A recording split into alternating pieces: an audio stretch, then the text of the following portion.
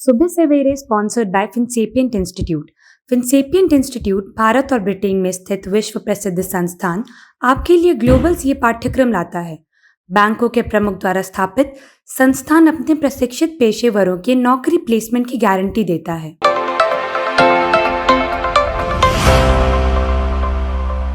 चुनाव और बिहार एक ऐसा संयोग है जिसमें कोई भी प्रयोग करने की जरूरत नहीं है, इसलिए क्योंकि इस संयोग में भांति भांति के लोग हैं और ये लोग अलग अलग किस्म के घटनाओं को अंजाम देते हैं, जिसका परिणाम ये होता है कि बिहार आजादी के बाद से आज तक कभी भी विकसित नहीं हो पाया है।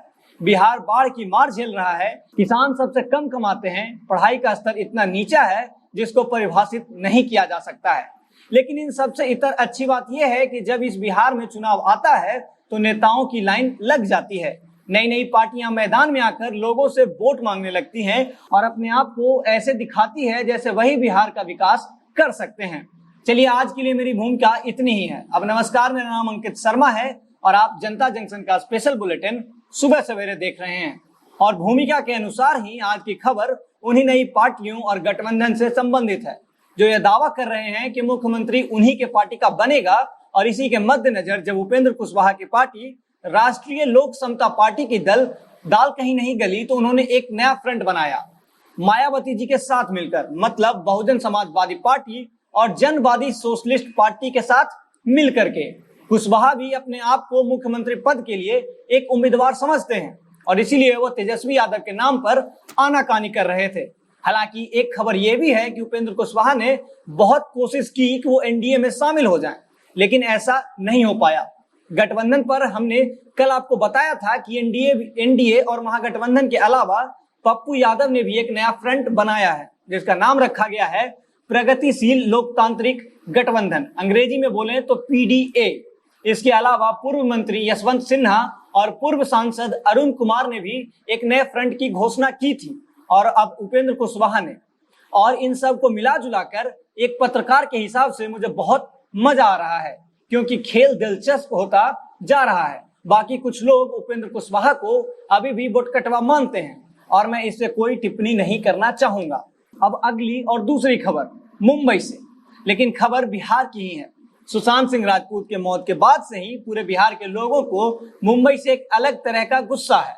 वहां के पुलिस वालों से, वहां के लोग से बेहद खफा है।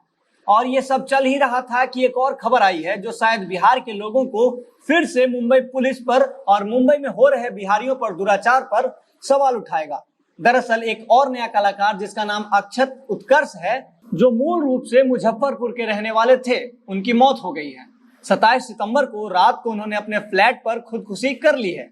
हम इसकी बिल्कुल भी पुष्टि नहीं करते हैं। जब ये सब हो गया तो अक्षत के चचेरे भाई वहां पहुंचे और उन्होंने ये कहा कि अक्षत लिव इन रिलेशनशिप में एक लड़की के साथ रह रहे थे जिनका नाम स्नेहा चौहान है। स्नेहा चौहान भी फिल्मों में स्ट्रगल कर रही थी और अक्षत के परिवार वालों को शक है कि कहीं अक्षत के साथ कुछ गलत ना हुआ हो, मतलब उनकी हत्या का शक है उन लोगों को। अक्षत मुंबई के अंधेरी वेस्ट में गोकुल बिल्डिंग में रहते थे।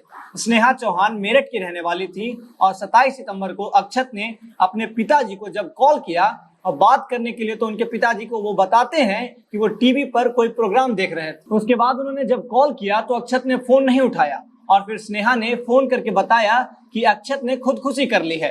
अब जो बोलने जा रहा हूं वो इस खबर की सबसे जरूरी बात है। अक्षत के परिवार वाले कह रहे हैं कि पुलिस के आने से पहले ही लाश को पंखे से उतार दिया गया था। वो लोग ये भी कह रहे हैं कि मुंबई की पुलिस उनका सहयोग नहीं कर रही है। स्थानीय थाना में मामला दर्ज नहीं किया जा रहा है और इसी के चलते उनका शक और भी गहरा होता जा रहा है। हालांकि मामला पर पूरी जानकारी अभी नहीं है, लेकिन जैसे ही जानकारी आएगी हम आपको जरूर बताएंगे।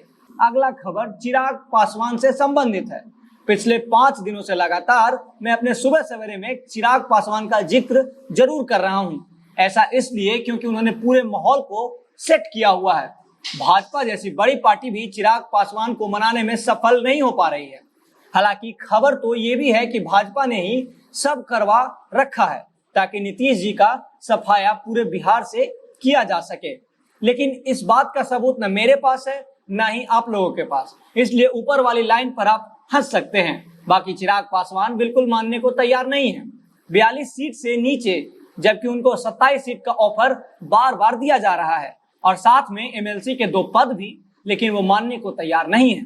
एक खबर यह भी है कि लोजपा ने अब यह खुलकर बोल दिया है कि चिराग पासवान ही मुख्यमंत्री का चेहरा होंगे। और कल हमने आपको ये बताया भी था कि अगर भाजपा उनको कम सीटें ऑफर करती है तो चिराग पासवान अपने आप को उप मुख्यमंत्री के रूप में देखना चाहते हैं।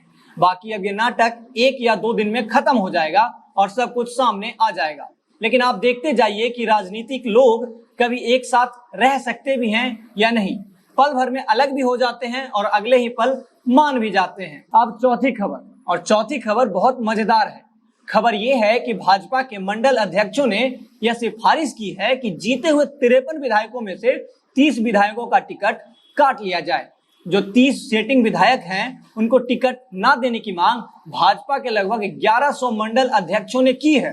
मंडल अध्यक्षों के अनुसार पार्टी के प्रति लोग अभी भी अच्छा ख्याल रखते हैं, लेकिन जीते हुए कैंडिडेट जो अपने क्षेत्र में नहीं जाते हैं, ना अपने लोगों के लिए काम करते हैं, लोग उनसे खफा हैं, उनसे लोगों की नाराजगी है और इसी के चलते कहीं पार्टी को नुकसान ना हो जाए, इसी की डर से सिफारिश की गई है। भाजपा के सिटिंग 53 विधायकों में से 30 का टिकट काट लिया जाए। इसमें समझने वाली एक बात और यह है कि उन्हीं मंडल अध्यक्षों ने यह बात भी कहा है कि जो विधायक के प्रत्याशी पिछले चुनाव में 25,000 से ज्यादा वोटों से चुनाव हारे हैं उनको टिकट ना दिया जाए, क्योंकि उनको टिकट देना पार्टी के लिए खतरा हो सकता है। ये सब अंदर खाने की खबर है जो मीडिया में आते आते और जाते रहती हैं, लेकिन इसकी पुष्टि नहीं हो पाती है, जिसके चलते हम भी इस बात की पुष्टि नहीं करते हैं। लेकिन यह बात तो बिल्कुल सच है कि भाजपा, जदयू और राजद के बहुत सारे विधायकों से लोग नाराज हैं, क्योंकि वो जीतकर एसी वाले कमरों में आराम करते हैं और अपना काम तो बिल्कुल भी नहीं करते हैं।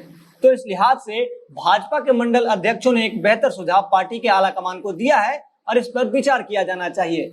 अब उनकी बात मानी जाती है या नहीं, यह देखने वाली बात होगी।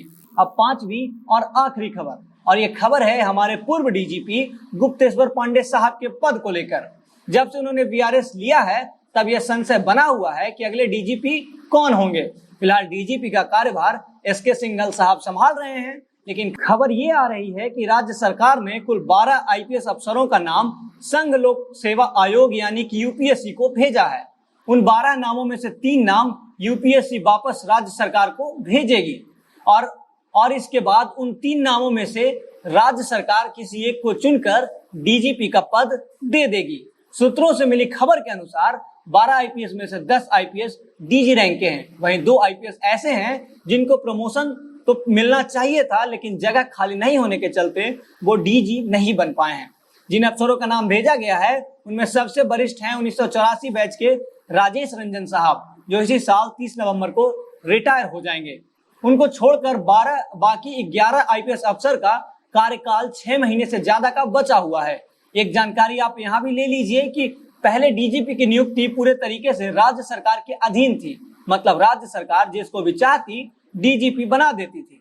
लेकिन अब राज्य सरकार यूपीएससी को नाम भेजती है और यूपीएससी उसमें से नाम वापस भेजती है और इन 3 लोगों में से राज्य सरकार किसी एक को चुन लेती है।